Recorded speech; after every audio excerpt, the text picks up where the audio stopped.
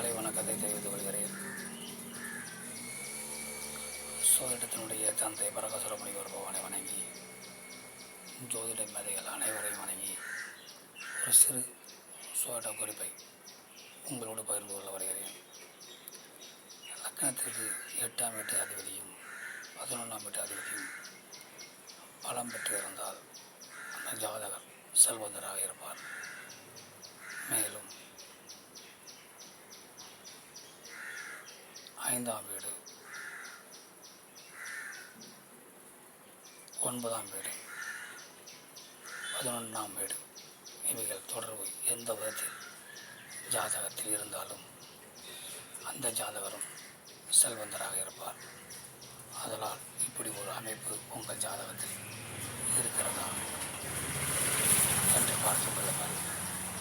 மற்றவற்றை நாம் அடுத்த வீடியோவில் காண்போம். நன்றி, வணக்கம்.